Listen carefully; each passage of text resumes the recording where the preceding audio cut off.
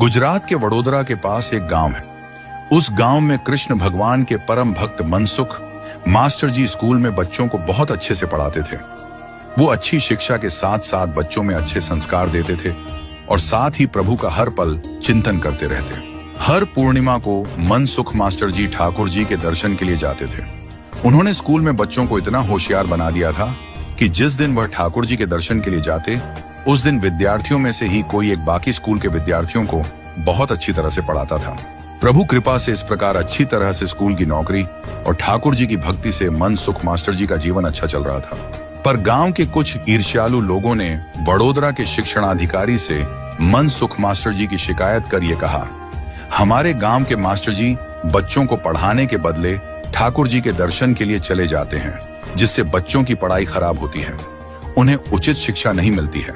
2 बार जांच करने के लिए शिक्षणाधिकारी के ऑफिस से कुछ साहब आए, पर उस दिन पूर्णिमा न होने के कारण मनसुख मास्टर जी स्कूल में हाजिर थे और स्कूल की प्रार्थना और बच्चों की पढ़ाई और संस्कार देखकर जांच अधिकारी बहुत खुश हुए और उन्हें इनाम देकर गए। गांव के लोगों को जब इस बात का पता चला तो सभी ने निश्चय किया कि फिर से शिकायत की जाए। इस बार स्पष्ट शब्दों में पूर्णिमा के दिन जांच की जाए, ऐसा लिखा गया जिससे मास्टर जी हाथों हाथ पकड़े जाएं और इस बार शिक्षणाधिकारी स्वयं जांच के लिए आए, इस बात पर जोर दिया गया था।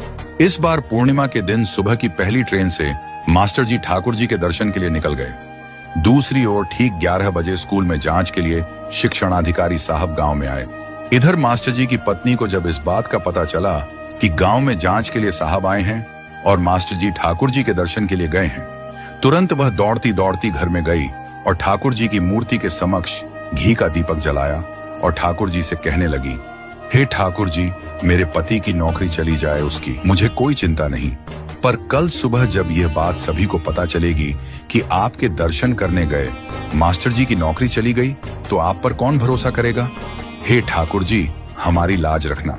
दूसरे ही क्षण ठाकुर जी की मूर्ति में से साक्षात ठाकुर जी अपने भक्त की लाज रखने के लिए मनसुख मास्टर जी का रूप धारण कर गांव के स्कूल में बच्चों को पढ़ाने लग गए। जैसे ही गांव के लोग और शिक्षणाधिकारी जांच करने के लिए आए, उन्होंने देखा मास्टर जी आंखें बंद करके कृष्ण की प्रार्थना गा रहे हैं और बच्चे उतनी ही सुंदरता से उनके पीछे पीछे गा रहे हैं। प्रार्थना पूरी होने के बाद मास्टर जी के रूप में आए भगवान ने कहा, साहब मुझे पहले खबर कर दी होती तो अब सभी के स्वागत की अच्छे से तैयारी करता। शिक्षणाधिकारी ने बच्चों से प्रश्न पूछे। होशियार बच्चों ने सभी प्रश्नों के अच्छे से जवाब दिए। बच्चों की शिक्षा और संस्कार देखकर शिक्षणाधिकारी